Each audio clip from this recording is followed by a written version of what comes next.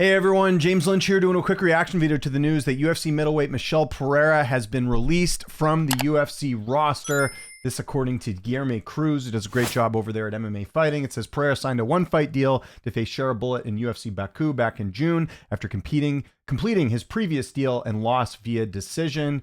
And then here's the story right here. We can have a quick look at it. Removed from the roster.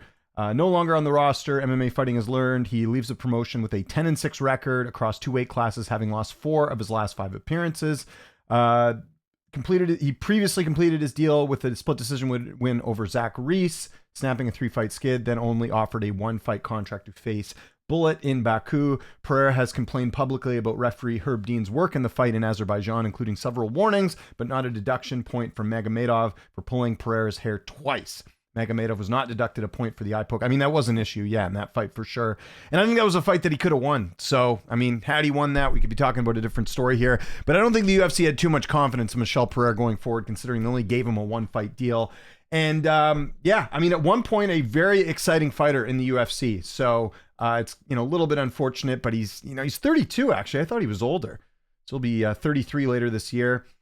Always flashy, always exciting, but it hasn't really been that way the last couple fights. Hasn't got a finish in a while. You have to go all the way back to 2024, the last time he got a finish in that fight. Remember, he was on that 3-fight streak that Guilherme mentioned in the tweet here. Big thing with him is just not being able to get over the hump, right? Remember, he gets finished by Anthony Hernandez. He actually looked good early on in that fight with Hernandez. Sorry, I'm blocking, my logo's blocking it there.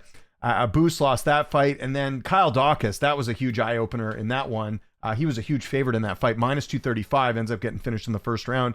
So you kind of knew things weren't heading in that direction.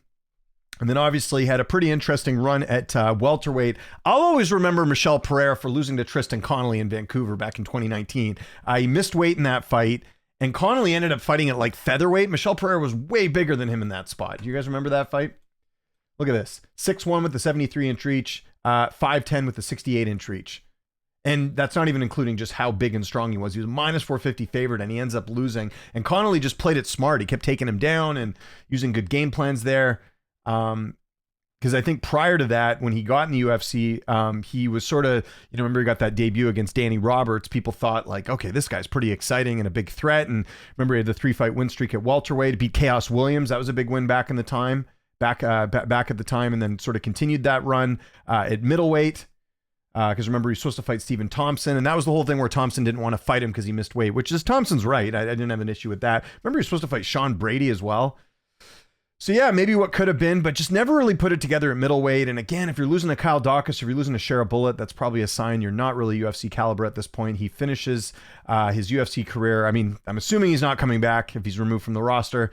Although you never know, sometimes they bring guys back, but 11 knockout wins, 8 submissions, but 12 decisions on top of that. So I think it kind of got to the point where they didn't really know what Pereira was going to be doing. It didn't look like he was going to go on any sort of run in the weight class. So not terribly surprised here. I do wonder if, they look at him maybe fighting in like somewhere like PFL. I think he'd be a good addition if he can maybe put some wins together.